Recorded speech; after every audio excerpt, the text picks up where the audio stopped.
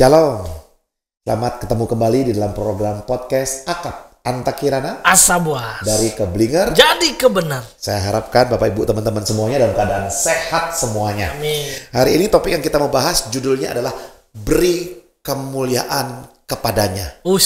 Beri kemuliaan kepadanya. Ya. Nah, orang mungkin berkata-kata ya, ini Akap kenapa sih kata-kata itu dijadikan masalah gitu ya? Iya.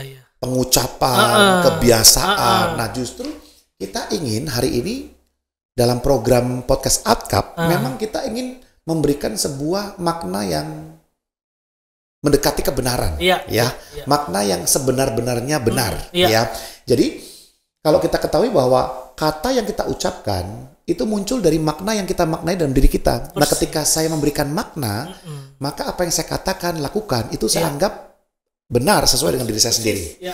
Makanya ketika kita mendengar orang berkata, berikan kemuliaan bagi Tuhan, lalu tepuk tangan. Iya. Nah, padahal kita bisa berkata, berikan tepuk tangan kepada Tuhan. Iya. Tapi kenapa menggunakan kemuliaan? Iya, betul. Ya kan? Betul. Oke. Betul. Ya, silakan Pak Boas dibahas. Ini menarik nih, Panta. Ini juga udah ribuan tahun mungkin ya. Biasa dipakai sama orang-orang Kristen. Orang Kristen kita berikan kemuliaan buat Tuhan, tepuk tangan gitu ya. Nah, biasanya orang pakai ayat ini, Panta. 1 Tawarik pasal 16 ayat 29. 1 Tawarik 16 ayat 29 saya bacakan, Panta. Berilah kepada Tuhan kemuliaan namanya. Oke. Bawalah persembahan dan masuklah menghadap Dia, sujudlah menyembah kepada Tuhan dengan berhiaskan kekudusan. Ini para pemimpin pujian, hamba-hamba Tuhan, bahkan orang Kristen sering pakai ayat ini. Pak, ada ayatnya nggak salah, Pak. Berilah kepada Tuhan kemuliaan namanya. Sekali lagi, teman-teman, kalau kita belajar Alkitab, kita harus belajar konteksnya. Betul. Makanya konteks yang tepat adalah saya bacakan dari versi bahasa Indonesia masa kini. Ini konteks lebih mendekati teks asli. Bilang gini ayat 29, pujilah namanya yang mulia.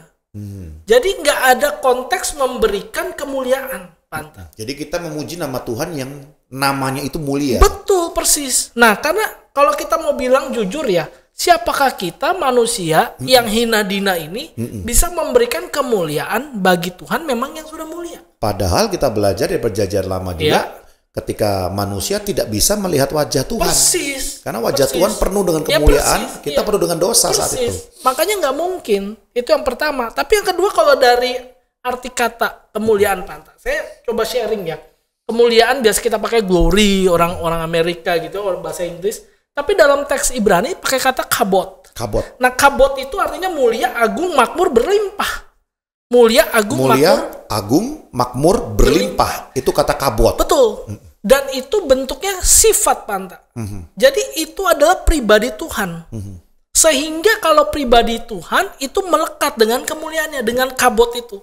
Saya nggak bisa memberikan itu kepada Tuhan karena sudah melekat di dalam Tuhan. Persis, Pak. Dari situ aja kita udah tahu kan. Nah, dari teks Yunaninya pakai kata doxa. Doxa itu bicara doksologi. Kalau berbagai gereja tuh suka pakai habis ibadah tuh ada doksologi. Kepada Allah beri puji serta kepada Al-Masih dan sebagainya. Nah, itu doksologi, Pak. Dokso juga sama, doksa itu sama. Itu sifat kealahan yang melekat. Berarti dari situ aja kita bisa punya pemahaman, teman-teman, bahwa kemuliaan itu nggak bisa kita berikan karena sudah punya Dia, melekat sama Dia. Apa mungkin kita bisa memberikan sesuatu yang kita nggak punya, tapi justru yang si penerima itu yang punya. Inilah yang keblinger, Pak. Gitu. Ya, mungkin ada yang berkata begini, udahlah Pak Boas, jangan diperpanjang lagi. Itu kan kita juga karena kebiasaan, karena dari dulu juga begitu. Ayo kita berikan kemuliaan bagi Tuhan, gitu kan. Emang salahnya apa sih kalau saya begitu terus? Iya, betul. Nah, justru salahnya itu adalah kalau kita udah ngerti, kita tahu salah. Ini kan yang ngomong begini yang nggak tahu nih, yang nggak ngerti. Orang tahu dia salah, masih dia berubah, Pak. Oke, berarti bagi pendengar dan pemirsa hari ini yang mendengarkan ini, bahwa kemuliaan itu adalah melekat kepada sifat Allah. Iya.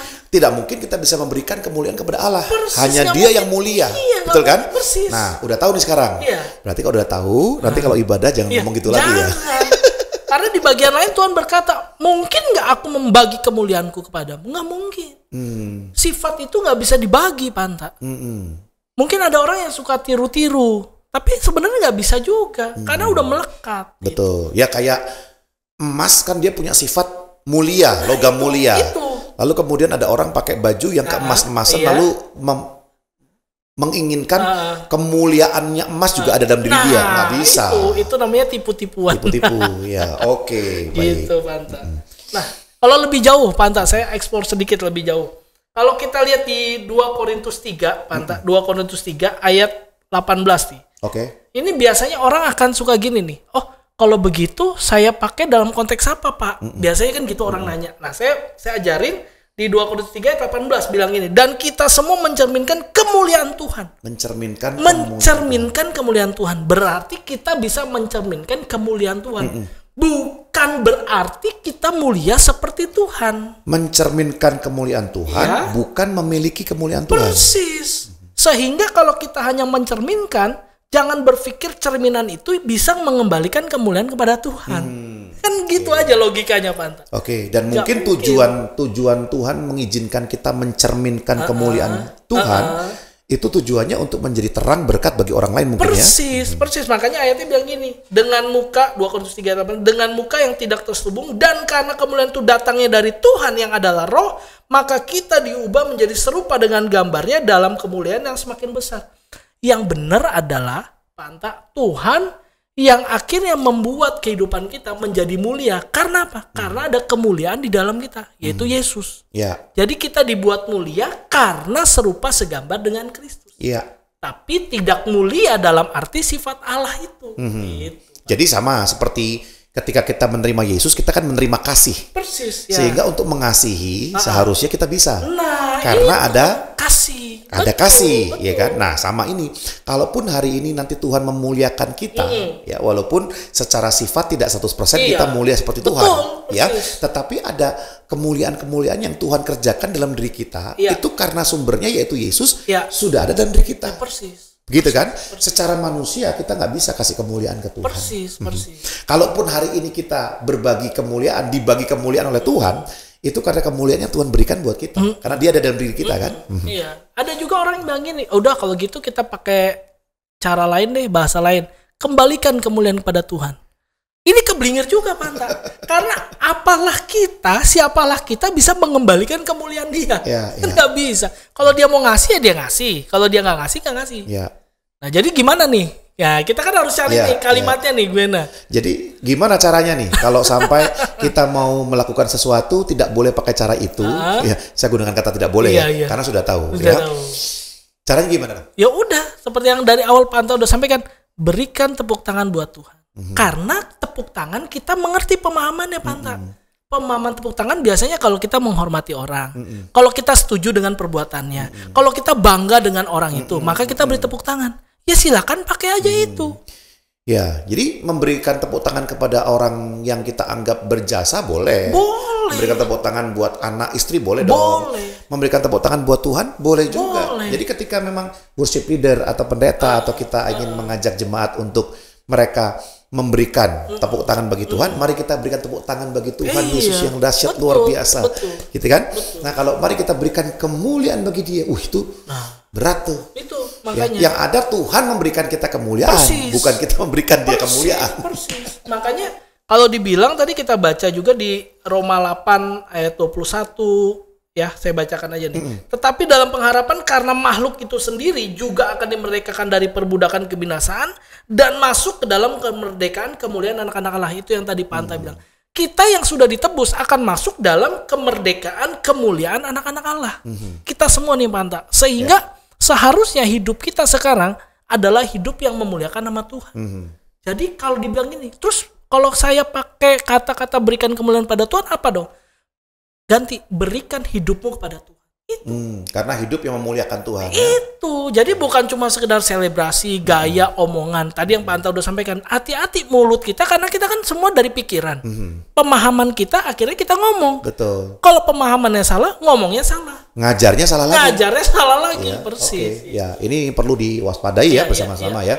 Jadi program akap ini memang kita ingin mengulas kembali sebuah paradigma, pola pikir, kemudian pembicaraan-pembicaraan secara konteks Kristiani yang seringkali mengandung keblingeran. ya. Sehingga silakan teman-teman Bapak Ibu jika ada topik-topik yang mau dibahas bisa taruh di kolom komentar. Jika nggak setuju, nggak sepakat, ada pertanyaan, silakan taruh di kolom komentar. Tapi kalau setuju, kasih juga di kolom komentar. Betul. Dan kita pasti jawab. Ada contoh Pak, ada contoh penggemar podcast Atcap itu nulis nanya. Sudah saya jawab juga di YouTube. Ya, jadi silakan nanya. Baik, sampai ketemu dalam program podcast Atcap selanjutnya dengan topik yang lainnya. Tuhan Yesus memberkati.